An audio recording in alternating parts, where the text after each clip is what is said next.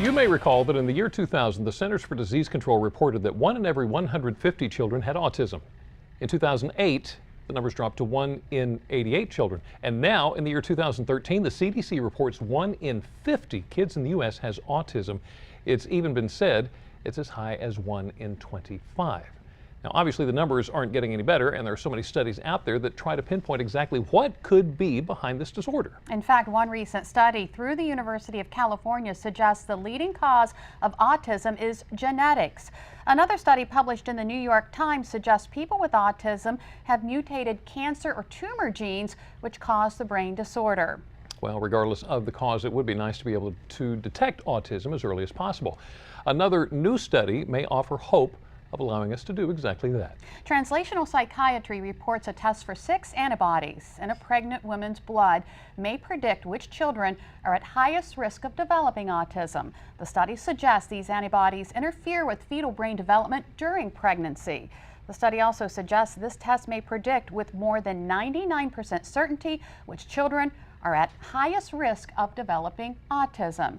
And our next guest is very familiar with all of this research. Crystal Holman of Salisbury is a mother of a child with autism. She's also the executive director of Autism Chapter Eastern Shore, or ACEs. Welcome back to the show. Thank you for joining us this afternoon. So, being a mother of a child with autism and kind of looking back, knowing what I knew now then, excuse me, do you think you would take a test like that while you're pregnant? I would not. I would be,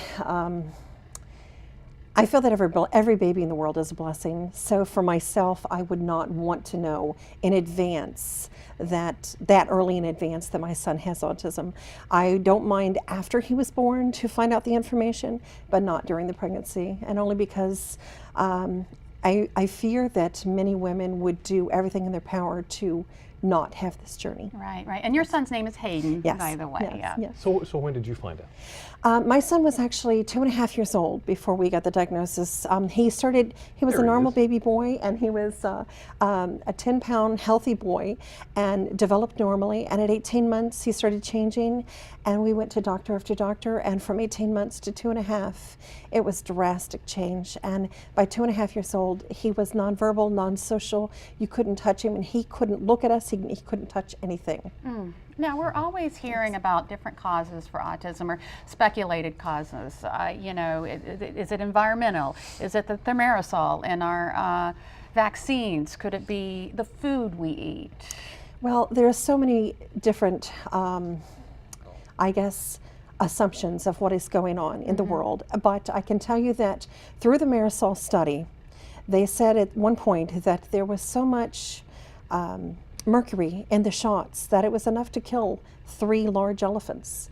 So I don't know if it was the shots, but also I know with the food, there's so many different hormones being produced in the animals, and then also the additives that are to make the food last a long time, that does have an effect on our children.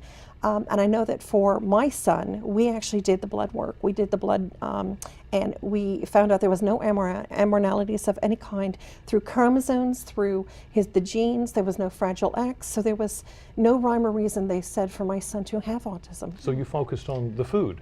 We did. We did start focusing on the food, and we took him off of the milk. He was dairy-free, casein-free, gluten-free and sugar-free for the first 7 years of his life. And through that, we saw a little change, but not significant enough to know that it was definitely the food that caused it. Right. Now, we can't have you here without asking you about this story that's been in the news lately. And for those of you who haven't seen this, in Canada, a neighbor wrote a letter to a family with an autistic child. That letter demanded them to either move from the area or euthanize their autistic child. The neighbor commented on the, quote, dreadful noise the child was making outside, along with a lot of other hurtful comments about their child with special needs. As a mother, of an autistic child, how does this make you feel? I feel sorry for the neighbor because of her ignorance to the disability, and I feel so sorry for the family that they have to tolerate such an injustice. But I can tell you, through the world of autism, there are many, many mothers that have suffered this, and I alone have come across the same situation. I was at I think my son was 2.5, almost 3. We just got the diagnosis of autism, and my daughter was only 10, going on 10. And this gentleman saw me putting my son in my car, and I'm fighting him, and he screams out to us, "You're a bad mother, and that's a bad child, and the child needs to be wrapped around, a rope needs to be wrapped around his neck and drugged till death because he's not worth living." And I immediately looked to this gentleman and I said, "I'm so sorry you're so interested in my life, but if you're interested in my life, please read about autism and what it is, because you're being ignorant to the disability." And I got in my car and I told this gentleman that I was going to pray for him to get knowledge on what the disability is and not to be so judgmental to others. And drove home and told my daughter we're going to pray for him. And my daughter was like, "Mom, he wants my little brother dead." And I said, "Yes, honey, because he doesn't understand." Not a lot of people would react that way. Well, my congratulations to you. my daughter was present, so I was going to be the mom that she needs to see, you know.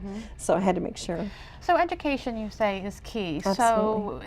So tell us, what is it like to be the mother of an autistic child? Well, it is a 24-hour job. It's my son did not sleep for the first 7 years of his life, so he would actually be screaming. He'd sleep for 10 minutes and scream for 50. From midnight to 7 in the morning, I was lucky if I got an hour and 10 minutes of sleep throughout the entire night, and then have to go all day.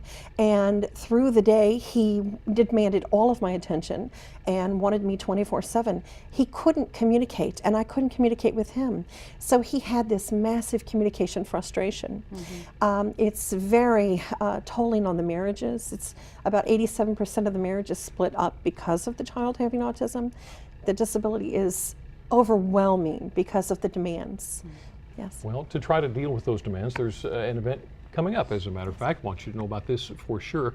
Autism and Asperger's Conference is coming up Saturday, November 9th from 9 to 3:30 at the Allen Memorial Baptist Church in Salisbury. A wonderful opportunity to get your own education about the entire issue. And we do a whole show on it. There's so much to talk about. Crystal, thank you so much. Thank you. So much Thank for you. joining us. It's wonderful. And if you would like to learn more about the study or the services ACES has to offer, go to delmarvalife.com and click on the show tab. Well, from one health concern that's impacting a lot of people to another. Up next on Delmarva Life, the CDC recently said Lyme disease rates are 10 times higher than previously reported. We're going to get a personal account of the impact these tiny ticks can leave on your life and find out how you can stay healthy. And later, a part of history comes back to life on the Eastern Shore, why one museum is retelling the story of the War of 1812 and the importance it would later have for our country. Delmarva Life, we'll be right back.